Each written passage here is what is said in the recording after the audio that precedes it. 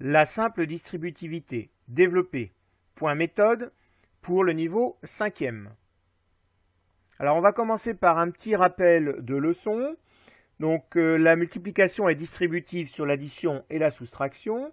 Cela signifie que pour tout nombre a, b et k, quand on a k fois entre parenthèses a plus b, et que je vais écrire le calcul équivalent à celui-ci mais sans les parenthèses, je suis obligé de distribuer la multiplication qui est ici sur tout ce qu'il y a dans la parenthèse. Autrement dit, cela donne k fois a, le plus qui est là que je viens reporter, k fois b. On a la même chose avec la soustraction, à savoir que k fois entre parenthèses a moins b, cela donne k fois a moins k fois b. Dans le sens où je viens de le faire, ça s'appelle développer. Dans l'autre sens, ça s'appelle factoriser. Alors nous, on va s'intéresser simplement à la partie développer. Donc on va prendre un exemple. A est égal à 3 fois, entre parenthèses, 2x moins 7. On peut encore dire 3 facteurs de 2x moins 7. Donc ici, je vais écrire le calcul équivalent à celui-ci, mais sans les parenthèses. Je vais donc devoir distribuer la multiplication qui est ici sur toute ma parenthèse. Donc cela donne 3 fois 2x, le moins que je reporte, 3 fois 7. Donc ici, on vient de réaliser la première partie, c'est-à-dire nous venons de développer notre expression. Alors généralement ensuite, on demande de la réduire. Réduire, c'est tout simplement calculer ce qui peut être calculé. Alors ici, en l'occurrence, 3 fois 2x, cela signifie 3 fois 2 fois x. Puisque entre un nombre et une lettre, en l'absence de signe, c'est qu'on a un signe multiplié. Le 3 fois 2 peut être calculé, ça nous donne 6.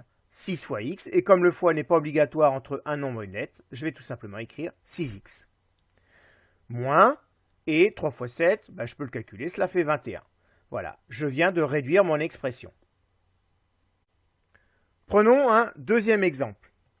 Donc ici, 5 fois, entre parenthèses, 8 plus 2y, ou encore 5 facteurs de 8 plus 2y.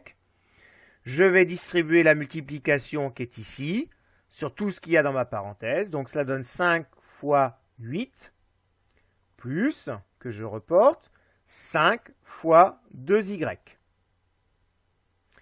Je viens donc ici de réaliser l'étape de développement. Je passe maintenant à l'étape de réduction. Alors 5 fois 8, je peux le calculer, cela donne 40. Et comme tout à l'heure, 5 fois 2y, cela signifie en réalité 5 fois 2 fois y. Le 5 fois 2 peut être calculé, ça va donner 10. 10 fois y, le fois n'étant pas obligatoire, j'écris tout simplement 10y. Nous venons ici de réduire l'expression. Prenons un dernier exemple. C est égal à 4y facteur de 8 moins 2y. Alors ici, le signe fois n'apparaît pas parce qu'en fait, il n'est pas obligatoire, mais on peut le réécrire si l'on souhaite. Et on va donc passer au développement. Je vais distribuer la multiplication par 4y avec tout ce qu'il y a dans la parenthèse. Donc cela donne 4y fois 8 moins 4y fois 2y. Maintenant, je viens de développer. Je passe donc à l'étape de réduction. Alors 4y fois 8, ça signifie en fait 4 fois y fois 8. L'ordre des nombres ici n'a pas d'importance. L'ordre des facteurs dans une multiplication n'a pas d'importance. Donc je change l'ordre. 4 fois 8 fois y. 4 fois 8, ça fait 32. Donc 32 fois y ou encore 32y. Moins, et là encore, 4y fois 2y, cela signifie 4 fois y fois 2 fois y. Comme l'ordre des facteurs n'a pas d'importance, je peux écrire 4 fois 2 fois y fois y. Le 4 fois 2 me donne 8. 8 fois y. Les signes fois ne sont pas obligatoires. Donc 8, y. Alors à la place de y, on va préférer une autre notation qui est la notation carré. Y carré, en fait, ça signifie y fois y. Et donc, on vient de réaliser l'étape de réduction.